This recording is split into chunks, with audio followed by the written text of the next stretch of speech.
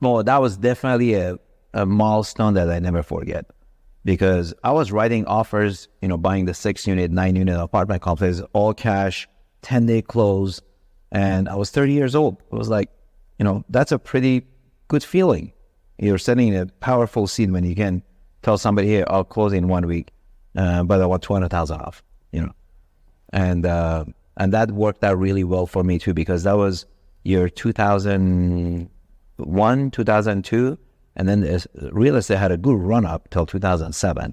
So I was able to, amass a portfolio from that $1 million I started to over $100 million in real estate by 2007. If someone is just starting out and they want to make $1 million in real estate, and that's their goal, liquid, and they don't have much money though, like what would be the steps they'd follow? So you're saying residential, like how would you think about that? Yeah, residential. Well, nowadays with technology, back when I started 30 years ago, there was no internet.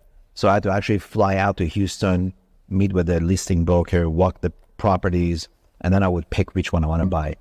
Now, you get on CoStar, LoopNet, there's so many multiple listed services, you can kind of do your research online. And to that point, you can also network with other people that have money. And if you do your research and you find a nice value add real estate that's distressed, and you do your research, say, hey, okay, this is mismanaged. If we do this to this out parcel, this tenant, sell it separately, or lease this subdivided, lease it to multiple smaller tenants that pay higher rent per foot. The comps are there to support double the price. And you go to an investor, network with other investors that have equity, bring them as an equity partner and make $1 million. You can do a split. There's so many ways, so many options you have now that you didn't have 30 years ago. So whoever says they can make $1 million, that's just an excuse. They haven't tried hard enough. So doesn't mean it's going to happen overnight. It may take them a year to 2 years to absorb and study that market to be able to sell that to an equity investor. This is a business that takes time to get educated and power up. So the thing I've always kind of avoided about real estate is anyone can do it. Like I do tech because that's much harder, or making videos like this. It's like everyone can go and do these things.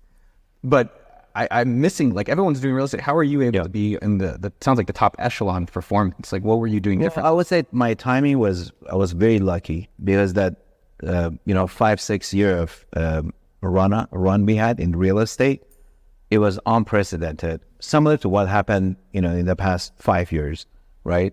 But I use the same concept of just flipping out of each value add into the bigger deal. So basically I scaled my portfolio, and I at some point I had over 2 million square feet in real estate, mostly in Houston. And then in 2007 I realized, just like 1999 when I sold my stocks, I realized, okay, this is a little too good to be true. People were bidding on my high-rise buildings from Florida, New York, without seeing it, on a $18 million high-rise.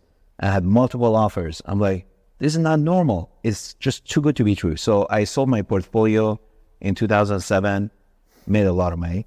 I had 1031 exchange and bought a bunch of shopping centers that are anchored by grocery stores and a bunch of about 1 million square feet of industrial, Halliburton, FedEx, Continental Airlines. These were all in Houston, because I knew those tenants have a strong balance sheet and they can weather the storm.